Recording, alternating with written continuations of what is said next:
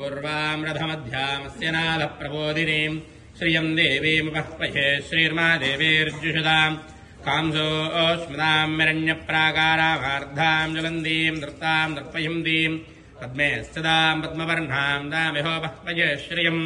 चन्द्राम् प्रभाताम् विधसा ज्वलन्तीम् श्रियम् लोके देवजुष्टामुदाराम् ताम् पद्मिनीमीम् शरणमहम् प्रपद्ये लक्ष्मीर्मेनस्य ताम् त्वाम् वृणे आदित्यवर्णे तपसोऽधिजातो वनस्पतिस्तव वृक्षोऽधबिल्वः तस्य फलानि तपसानुदन्तुमायान्तरायाश्च वाश्या अलक्ष्मीः उपैतुमाम् देवसखः कीर्तिश्च मनिनासः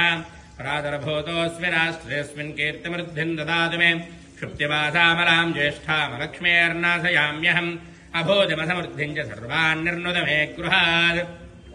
गन्धद्वाराम् दुरादर्शाम् नित्यपुष्ठाङ्गरीषिणीम् ईश्वरीकम् सर्वभूतानाम् तामिहोपह्वये श्रियम् श्रीर्मे भजतु अलक्ष्मीर्मे नश्यतु मनसः काममागोदिम् वाचः सत्यमसीमहि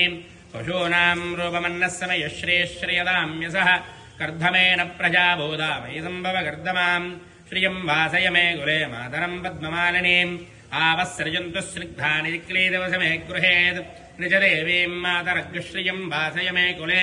आर्द्राम् पुष्करणीम् पुष्टिम् पिङ्गळाम् पद्ममालिनीम् चन्द्राम् हिरण्मयीम् लक्ष्मीम् जातवेदो ममावह आर्द्राय